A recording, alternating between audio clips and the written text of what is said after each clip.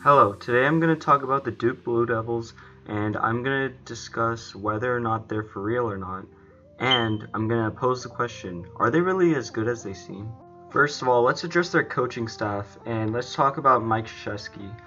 Um, in college basketball, in terms of coaching, I don't think there's another coach out there that's better at developing their young talent than Mike Krzyzewski.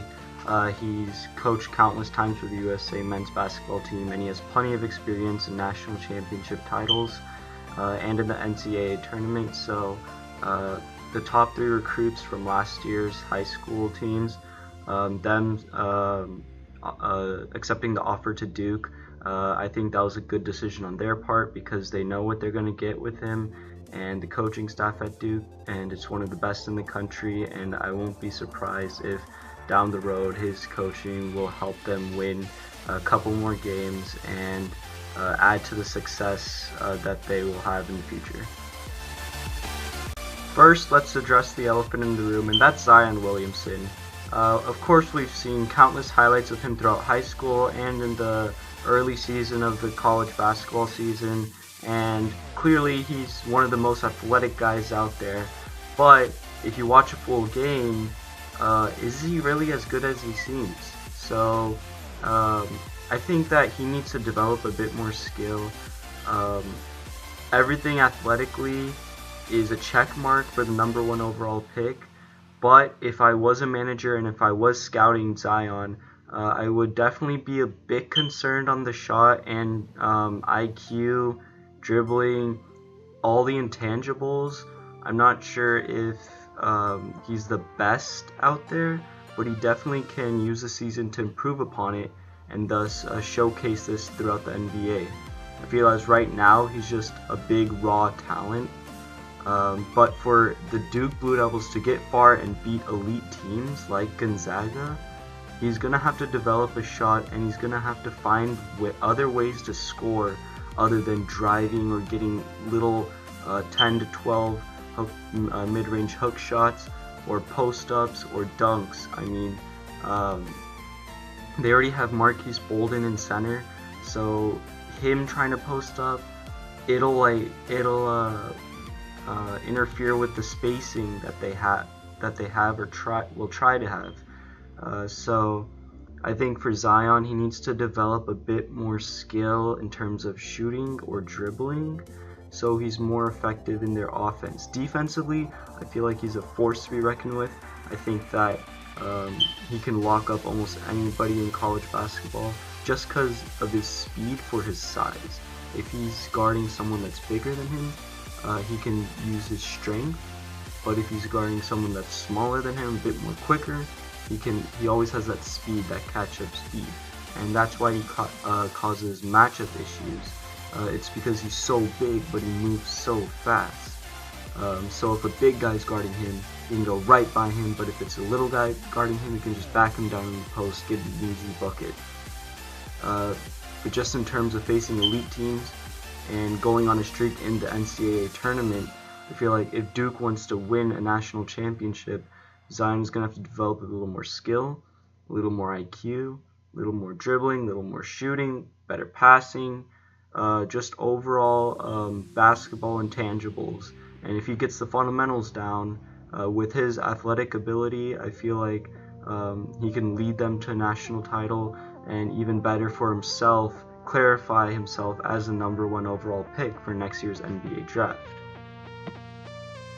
And now moving on to another talented recruit that Duke picked up this year.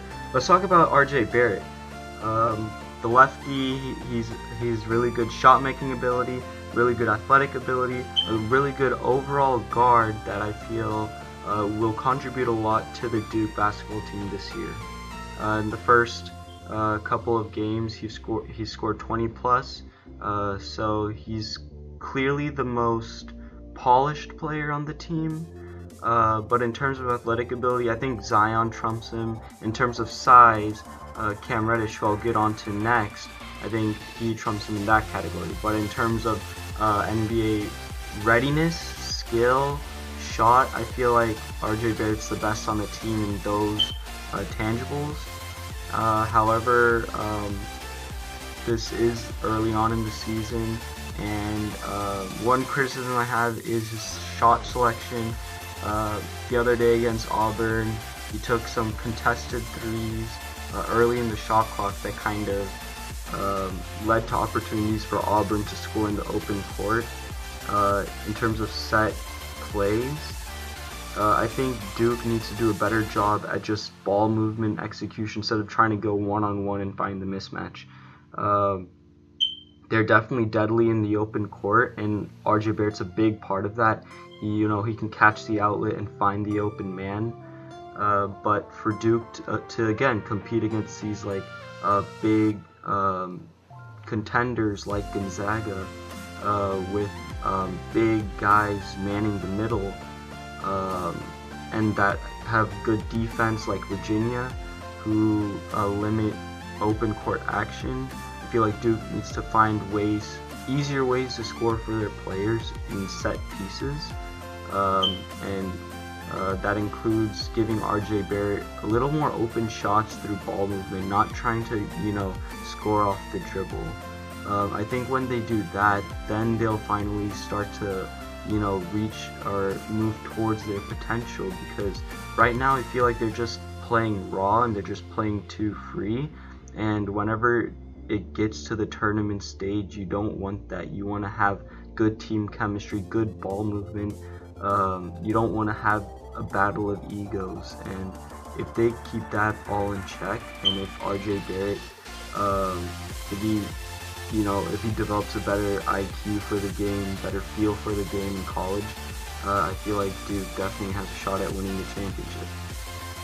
However, all of these guys, the whole Duke starting lineup, they're super young, so they need to mature a bit faster so they can compete against these teams that are full of upperclassmen. Lastly, let's talk about the recruit that has, for some reason, been kind of forgotten in the hype. Cam Reddish, the third best overall recruit that Duke has, but also coming out of high school in all of America. He has a large frame, tall height, but he can really shoot the ball, and he's really skilled with the ball too for his size. I feel like his role on the team would be best as a spot-up shooter, kind of like a stretch 4 or a stretch 3. I think that in terms of dribbling, they already have Trey Jones and RJ Barrett as guards, so he doesn't really need to focus on that. He just needs to focus on spot-up shooting through ball movement, and I think that's the best formula for Duke to win. Is you can't have all three of these guys going one-on-one. That's just not going to work, because it's going to stagnate the offense.